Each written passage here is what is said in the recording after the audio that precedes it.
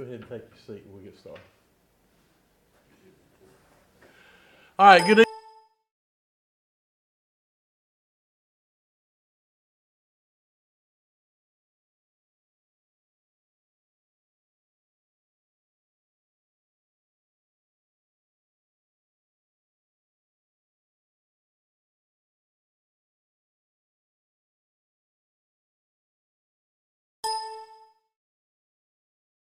And join us for our State of the District Address. Glad to have all 8 regions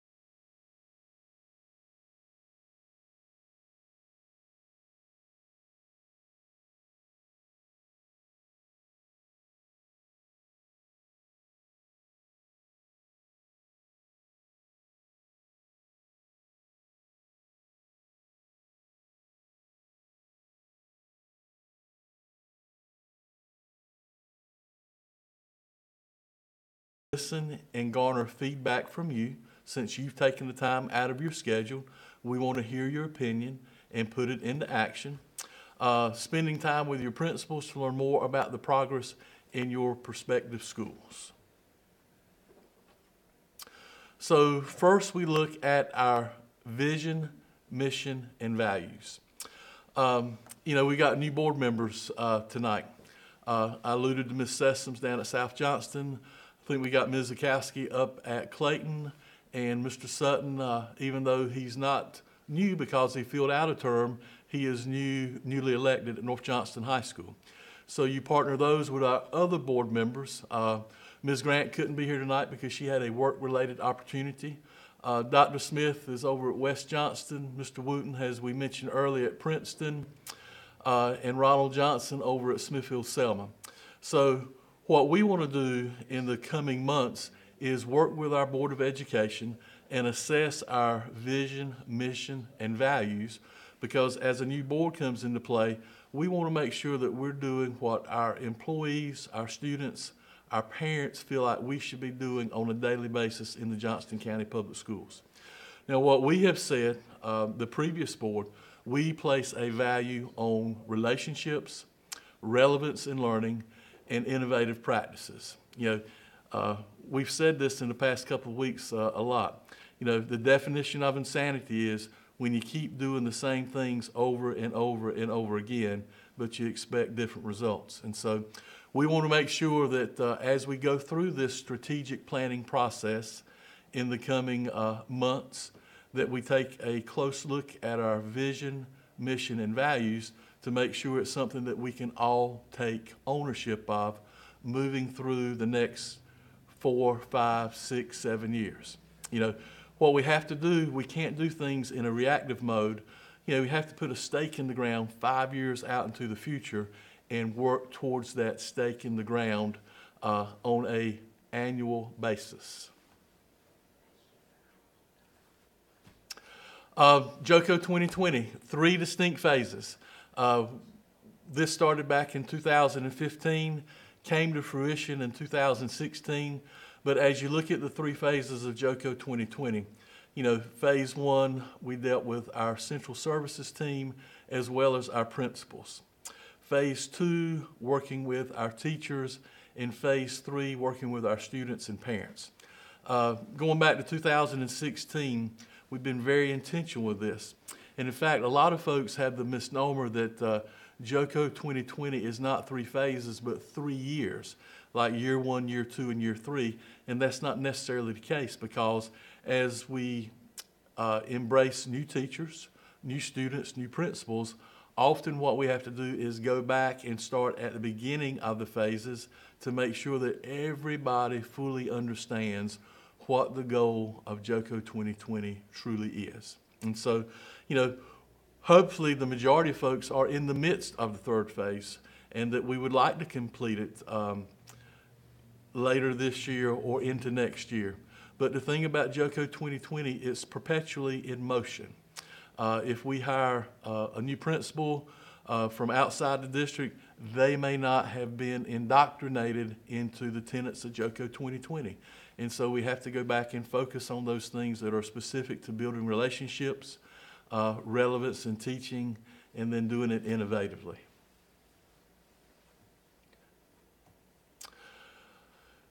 One of the products of phase three of Joco 2020 is our Johnston County Public School Portrait of a Graduate. Now, you can see these hopefully at your tables. I see some out there. I don't see some everywhere, but if your principal doesn't tell you, please take this home with you tonight and share the good news of our Portrait of a Graduate, not just with your family, but with your neighbors and your community. There are a lot of data points that contribute to success. And I think our Portrait of the Graduate is a data point, because it reflects our values here in the Johnston County Public Schools.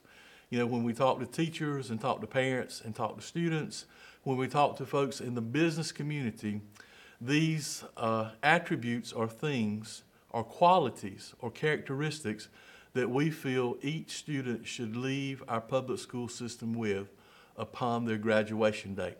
And these are things that we can work on in elementary school, middle school, as well as high school. It doesn't matter what level it is, because they are applicable to all situations. I had a businessman in my office today, and he was talking about what he looks for when he hires employees that have just graduated from high school. And a lot of the things that he talked about really fit into our Portrait of a Graduate. And so I was able to pull one out and show him and demonstrate what it is that we're attempting to do on a daily basis. So our Portraits of a Graduate are posted in every classroom, and we hope that they will continue to guide our work in what we do on a daily basis. All right, moving forward, what we'd like to talk about, things that we will highlight tonight: safety, growth and future planning, academics, which is, our mission on a daily basis, social and emotional support, and then we'll review some of the overall accomplishments as well as celebrations as well. When we talk about safety, this is at the forefront of everyone's minds: students, teachers, parents, society, and our communities as a whole. Proud to say that all of our schools are equipped with front door access cameras, the doorbell camera that when you enter into the building, you have to ring the doorbell, you show your ID badge, and you state what your business is when you want to seek entrance into the school. So doorbell cameras are key. Other doors remain locked all day with the use of key fobs in elementary and middle schools. And in high school, our students have their own access cards that they use to swipe to get in and out of buildings. All schools now have interior cameras, and all schools are getting upgrades with exterior cameras as well. District crisis bags, consistent for lockdown training that occurs throughout the year. And they were also excited to mention that we have applied for and received a grant from the state of North Carolina for partial funding, in expanding our school resource officers to schools here in the district. And this is a collaboration, not just with our Board of Education, but with our county commissioners and our local municipalities as we seek to make our schools as safe as they can be. You know, when we look at growth and planning, everybody talks about how we are growing. You know, our district continues to grow, and this year we have over 37,000 students sitting in our classrooms. And we know that some of those are traditional classrooms, but we also that many of those are in mobile classrooms. From day 10 last year to day 10 this year, we grew 771 students. We have completed many roof replacements across the district and are currently finishing up projects at Clayton Middle School, Smithfield-Selma Senior High School, as well as South Johnston. You know, thanks to you and your support of your public school system, we were able to pass a $61 million school bond, and projects are beginning on security vestibules at schools who don't currently have them, as well as other projects in each feeder pattern.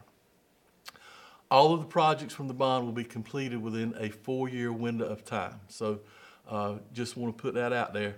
You know, we rotate them in as bond money becomes available. So there's a first phase and a second phase and a third phase, but all those projects will be completed from the time of the start to the end of it in 4 years. And then we continue to plan our growth. We had meetings with the folks from ORED last week as we look at building a new elementary school, and our partnership with ORED has really given us providence in dealing with growth over the last few years as well as into the future. Very, very important that we continue this partnership. You know, I said this earlier, I know keeping teachers and students safe every day is at the forefront of people's minds. But our mission on a daily basis deals with putting folks in a position to be successful as it pertains to academics, particularly teaching and learning. And so we continue to focus on meeting the needs of our students by promoting Phase 3 of Joco 2020. You know, we can talk about innovation, we can talk about personalization, but we've got to be about good teaching and learning. How do we make this happen each and every day? You know, professional development for our teachers. We all have room to grow and get better. We get better, we get worse, nothing ever stays the same.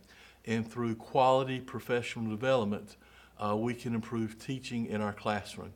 You know, our people are our greatest resource, but we have to give our people what they need to be successful in the classroom on a daily basis.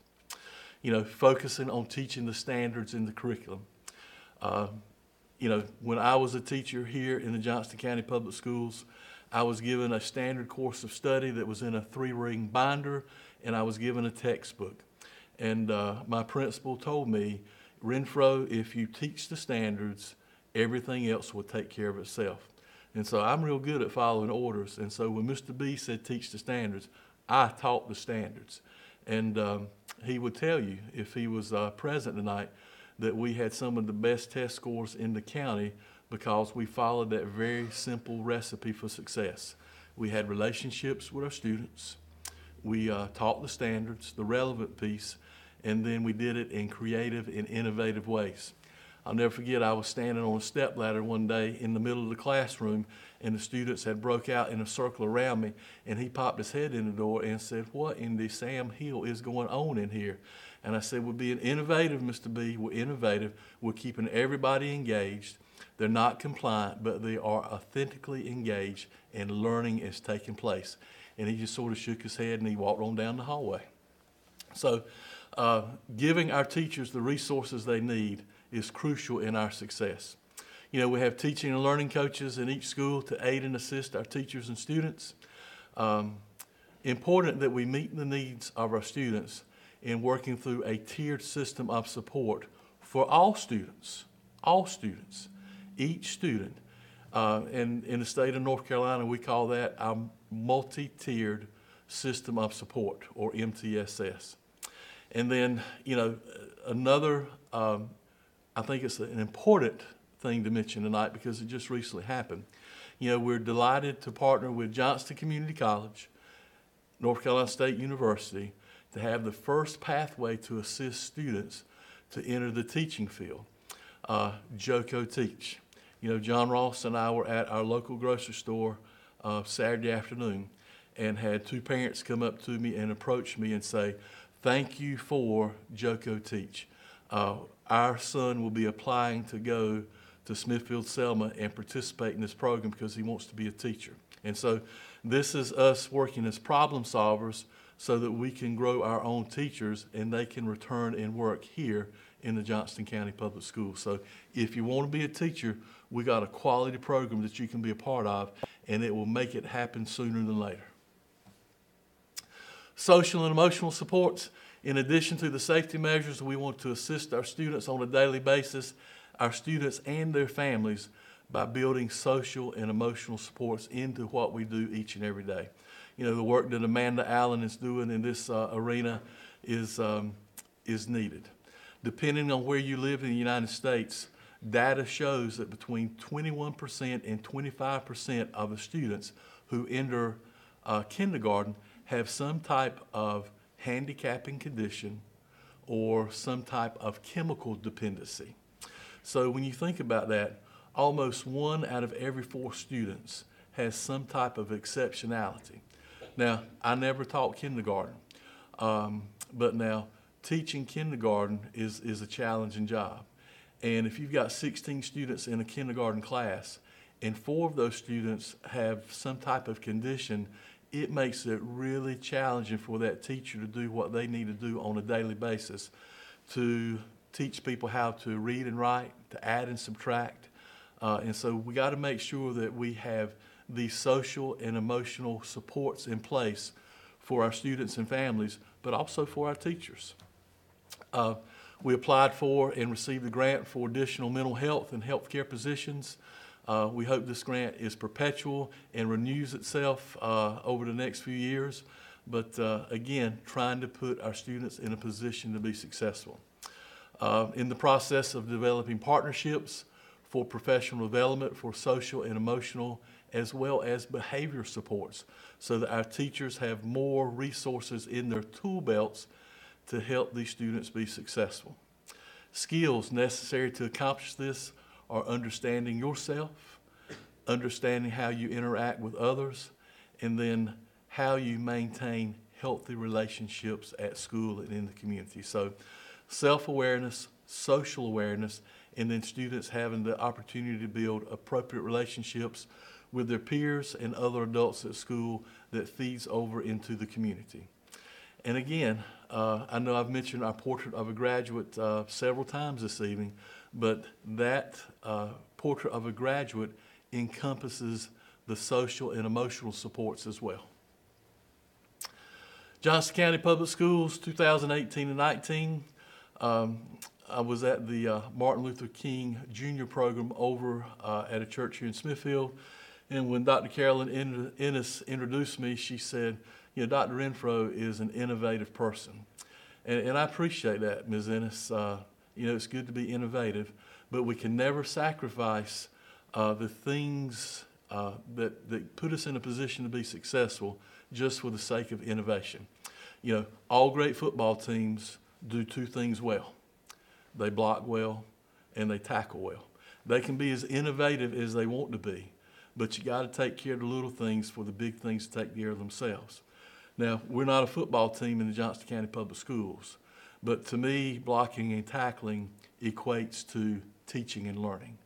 And so we got to continue to celebrate quality teaching and learning and break down the barriers that prevent it from being shared across the hallways of a school. And then, if great things are happening at South Johnston, we want to see those same great things happening at the other 7 schools. And so our teaching and learning coaches are instrumental in helping that come to fruition.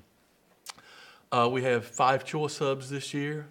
And then, One thing that I do on a regular basis, those folks that are on the superintendent's team, I always like to take them out for their birthday. And so we celebrated Ms. Weckerser's birthday today, but because it was so cold, I went to our local chicken barn and picked up food and brought it back. And so as I was at the chicken barn today, one of our bus drivers, who is a bus driver only, but works at the chicken barn, and then one of our parents was saying, I have a student at the Johnston County Public Schools Innovation Academy at South Campus, and I want you to know it has made a world of difference in the life of my student. Thank you so much for having the vision to make this happen, because my student is a non-traditional student, but they fit in perfectly at the Innovation Academy. So I want to tip my hat to our Board of Education for having the vision that the Innovation Academy or lab school was needed, because every time you stop, people tell you great things about the Innovation Academy. And so we appreciate that. And then all of these things are part of Joco 2020's mission and vision.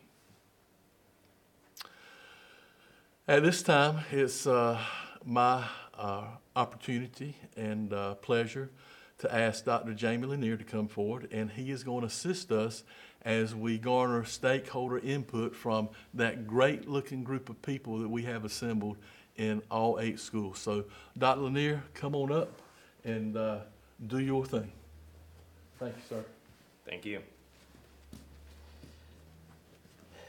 As Dr. Revero mentioned, we value your input, and we're seeking your assistance tonight, and we would like for you to give us input following these 2 questions.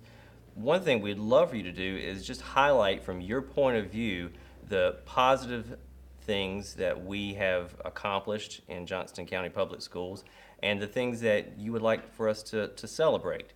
So that's question 1.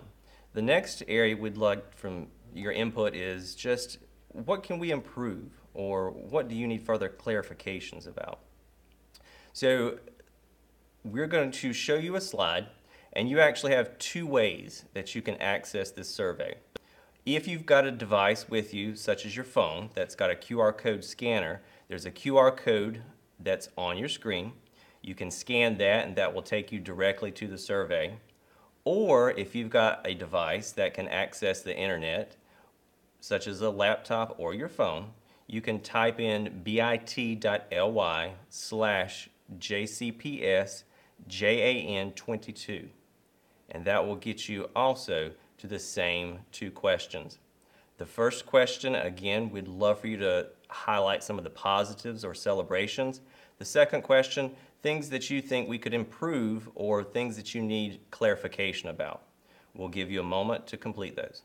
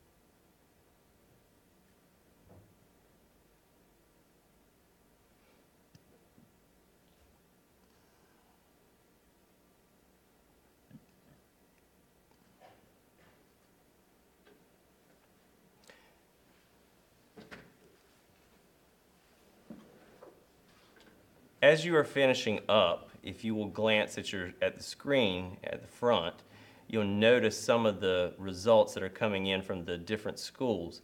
And we are collecting these, but as they're coming in, this is a live stream of all of the different ideas and topics that you've said, you know, we're doing a really good job, celebrate these things. Good use of technology, very organized, focused on personalized learning in our district, absolutely. Creating change, being innovative. Mentioning our Innovation Academy and Teaching Scholarship, absolutely. More positive things. More SRO officers, absolutely. And the social, emotional support that we're providing students, absolutely. Safety, yep. School safety, secure buildings, absolutely. The safety measures that have been implemented.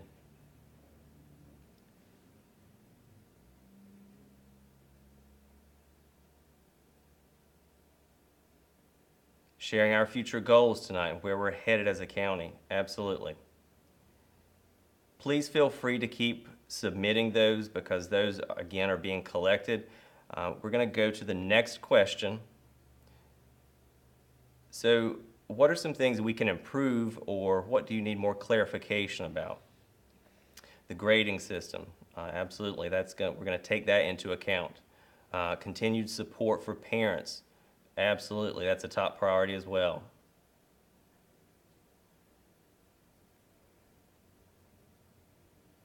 Security and resources for teachers, especially for teachers. We have been talking about that, and we will continue to talk about resources for teachers. Personalized learning, what does it look like in the classroom? We are actually looking at creating some videos so we can highlight some of the personalized learning that is happening in our classrooms.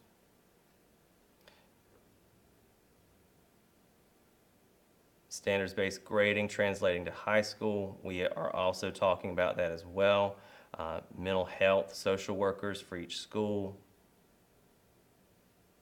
So again, we will continue to monitor these, and we are collecting every one of these, and we are definitely going to be looking at these as we formulate a plan for our kitchen table discussions in the spring. So if you've not finished, please feel free to finish submitting those because we want your thoughts, and we will be collecting all of these. Now I'm going to turn it back over to Dr. Renfro.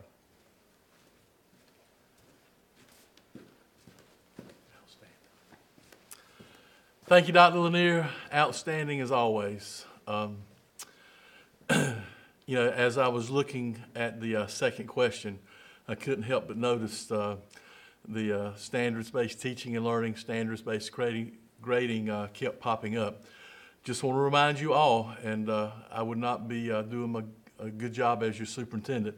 You know, we put a survey out there this past Friday, and it runs through February 1st so that you can we've asked you 4 questions, and you can give us specific feedback about your thoughts on standards-based grading here in our public school system. So I think the number was like 900 on Friday, but I want to say it was like 3,000 folks that actually participated in the survey as of today at lunchtime. So that's good.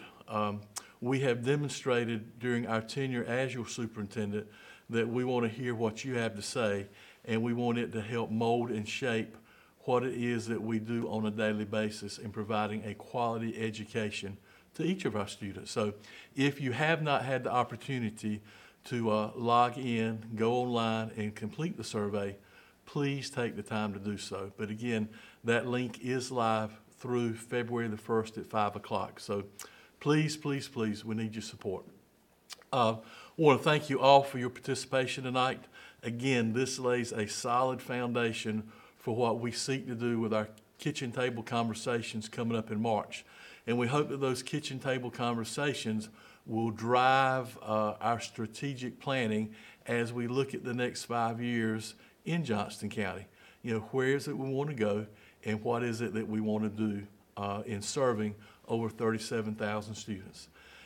In closing, I want to thank everyone for your participation tonight, and just remind you, Johnston County Public Schools, each student counts, every moment matters. And so with that said, we hope that you'll have good conversation at your respective sites for the next 20, 25, 30 minutes and sort of encapsulate what you have talked about tonight in our State of the District Address. Thank you all for all you do, and have a great evening.